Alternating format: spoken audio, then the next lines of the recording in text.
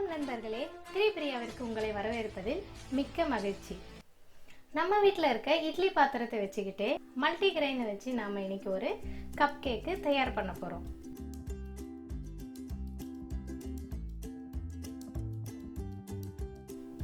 இதில் நான் மைதா சேர்க்கல, ஒயிட் சுகர் சேர்க்கல, அவனும் யூஸ் பண்ணல.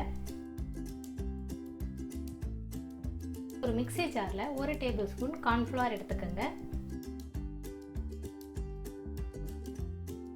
நான் எடுத்துருக்க கப்பு அரை கப்புங்க. அரை கப்பு சுகர் எடுத்துக்கிறேன். உங்களுக்கு இன்க்ரீடியன்ட்ஸ் வேணும்னா டிஸ்கிரிப்ஷனில் கீழே கொடுத்துருக்கேன், நீங்கள் போய் செக் பண்ணிக்கோங்க. இன்க்ரீடியன்ட்ஸ் எல்லாம் தெளிவாக இருக்கும். இப்போ கார்ன்ஃப்ளவரும் சுகரையும் நம்ம அரைச்சி கொண்டு வந்தாச்சு. ஒரு பவுட்ரு பதத்தில் எடுத்துருக்கோம். ஒரு மிக்ஸி ஜாரில் கொஞ்சம் பெரிய மிக்ஸி ஜாராக எடுத்துக்கோங்க. 2 முட்டையை உடச்சி ஊற்றிக்கோங்க.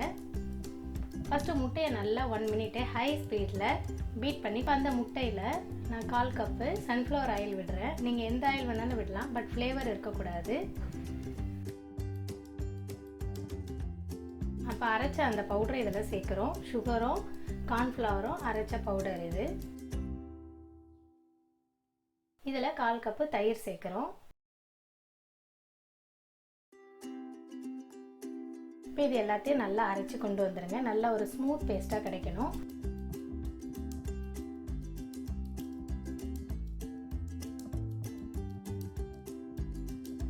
இப்போ இதில் நான் ஆரஞ்சு தூளை கேரட் திருகுதில் திருகி ஒரு அரை டீஸ்பூன் சேர்த்துருக்கேன்.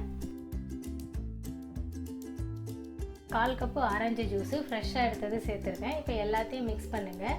உங்களுக்கு இந்த ஸ்டேஜில் ஆரஞ்சு வேண்டாம்னா நீங்கள் எடுத்துகிட்டு வெனிலா எசன்ஸ் சேர்த்துட்டு பால் சேர்த்துக்கலாம் ஜூஸுக்கு பதில்.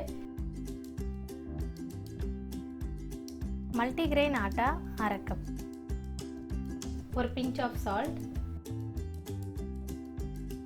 Packing powder 1/4 teaspoon, baking soda 1/8 teaspoon, இல்லைனா 1 பிஞ்ச் போட்டாலும் ஓகே. இதை மாதிரி ஒரு ஜல்லித்தட்டை வச்சு நல்லா சீவ் பண்ணி எடுத்துக்கோங்க. இந்த கட்டிகள் இல்லாமல் அழகாக வரும், அதுக்காக இந்த மெத்தட் யூஸ் பண்ணுறோம்.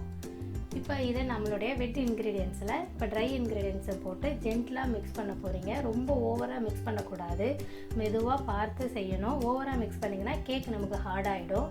இந்த கன்சிஸ்டன்சியில் இருக்கணுங்க.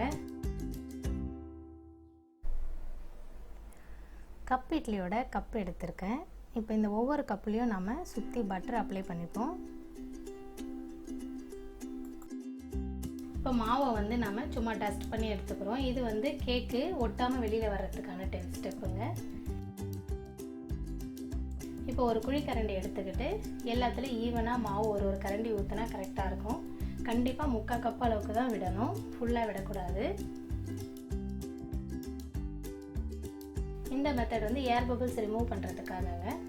இப்போ நம்ம ஏற்கனவே இட்லி பாத்திரம் தண்ணி கொதிக்க வச்சுருக்கோம், அதில் இந்த கப் கேக்கை வைக்கிறோம். இதை ஒரு மூடி போட்டு ஒரு 15 மினிட்ஸு நல்லா வேக வைங்க. நடுவில் ஓப்பன் பண்ண வேண்டாம். வாவ், கப் கேக்கு செமையாக ரெடியாக இருக்குங்க. இப்போ நம்ம இந்த டூத் பிக்கை குத்தி பார்த்தோம்னா ஒரு ட்ராப் கூட அதில் ஒட்டாமல் வந்துச்சுன்னா கேக் ரெடின்னு அர்த்தங்க. சேம் நம்ம இட்லி எப்படி செக் பண்ணுவோமோ அதே மெத்தட் தான். ஒரு 5 to 10 மினிட்ஸ் கூல் பண்ண விட்டுருங்க. அதுக்கப்புறம் நைஃபை வச்சு இந்த ஓரங்களை லைட்டாக எடுத்து விட்டுட்டு ஷேக் பண்ணி எடுத்தாலே வாவ், செமையாக வந்திருக்கு இல்லைங்க. அழகான கப் கேக், ஹெல்த்தியான கப் கேக் ரெடி. இது நல்ல ஒரு ஆரஞ்சு ஃப்ளேவரில் சாப்பிட ரொம்ப நல்லா இருக்குங்க. பாருங்கள் எவ்வளோ சாஃப்டாக, அந்த ஷேப்பு எல்லாமே ரொம்ப நல்லா வந்திருக்குங்க. பாருங்கள் உங்களுக்கு அந்த சாஃப்ட் எவ்வளோ ஃப்ளஃபி இருக்குன்றது நல்லா தெரியுதுங்களா. சூடாக சாப்பிட்றதுக்கு ரொம்பவே நல்லா இருக்குங்க. நீங்களே இதை உங்கள் வீட்டில் ட்ரை பண்ணி பாருங்கள். கண்டிப்பாக உங்கள் பசங்க ரொம்ப விரும்புவாங்க. இப்போ இதை ஓப்பன் பண்ணி காமிக்கிறேன் உங்களுக்கு. இங்கே பாருங்கள் எவ்வளோ அழகாக சாஃப்டாக ஏரியாக பார்க்கும் போதே சாப்பிடணும் போல் இருக்குல்ல. நீங்களும் இந்த ரெசிபியை ட்ரை பண்ணுங்கள். உங்களுடைய ஃபீட்பேக்கை கமெண்ட் செக்ஷனில் போடுங்க. இந்த வீடியோ பிடிச்சிருந்தா லைக் பண்ணுங்கள், ஷேர் பண்ணுங்கள், எங்கள் சேனலை சப்ஸ்கிரைப் பண்ணுங்கள். மீண்டும் அடுத்த ரெசிபியில் சந்திப்போம். நன்றி, வணக்கம்.